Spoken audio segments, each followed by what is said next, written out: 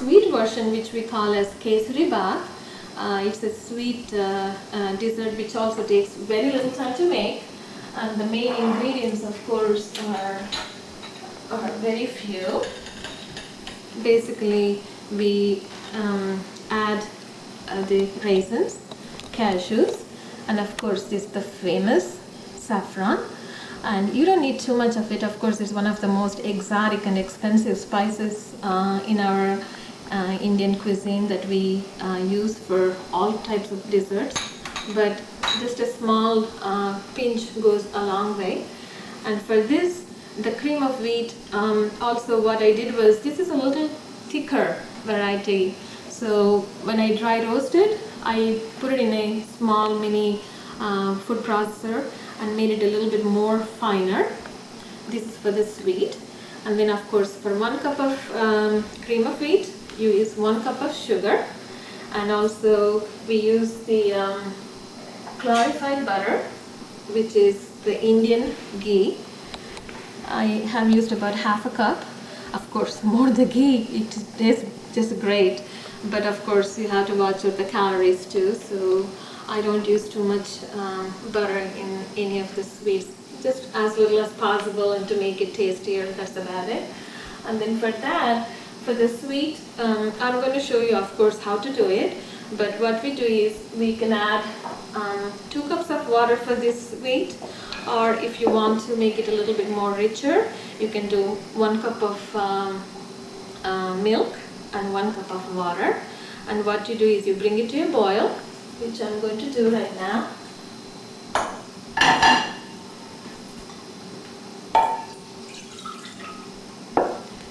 And then we are going to saute the raisins and the cashews in the little clarified butter. Okay. The first step is to add the butter. This is the Indian butter.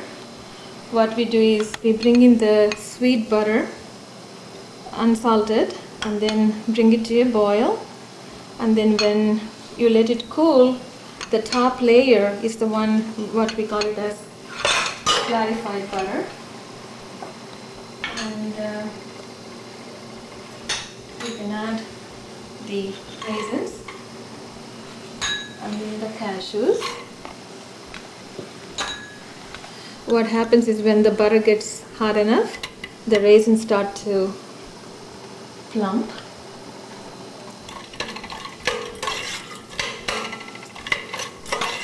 See, when the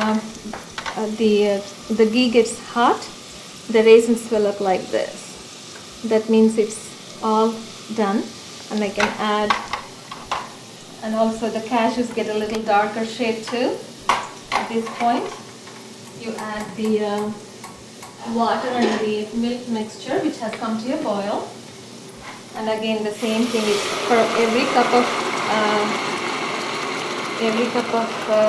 cream of wheat, it takes about 2 cups of liquids. And to this, we are going to add 1 cup of sugar, maybe a little bit less. And then, of course, now that it's come to a boil,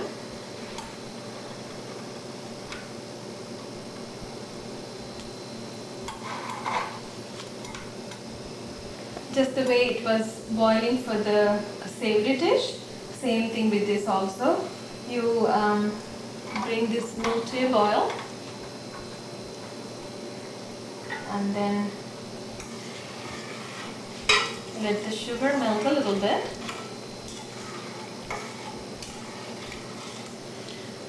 This also, you can make it maybe 2 days in advance, and then when the company is here, you take it out of the fridge, heat it up in the microwave, and you can serve it. You will never know that the dish was done 2 days in advance. It tastes great and stays good in the fridge for about 2 to 4 days, as a matter of fact. So once the sugar is all completely melted, once the milk comes to the boil like this, I'm going to add the cream of wheat, And again, keep stirring in a circular motion. And when the water is all absorbed, when the liquids are completely absorbed, that's when you know the dish is all ready to eat.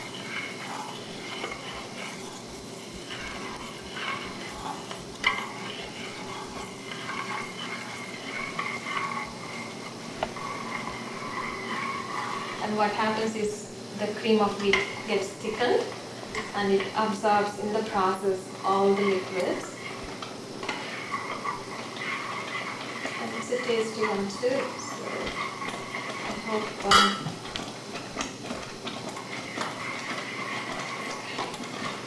and then at this point you have to lower the flame a little bit.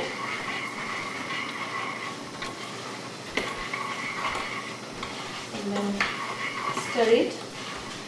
And when it's all cooked, it comes off the sides. And what you do is you add a little bit more butter. And of course, as I said, more the butter, the tastier the dish. And of course, it adds calories too. Takes just about 5 minutes to get this dessert ready.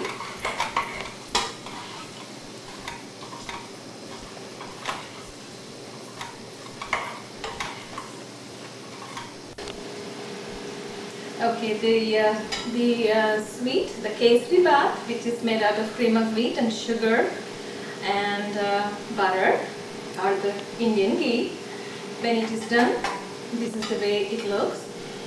And what we normally do is we always plate it like this. Let me turn the stove off here.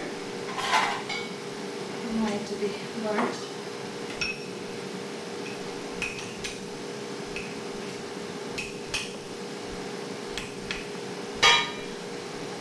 And then this is the way the sweet looks. And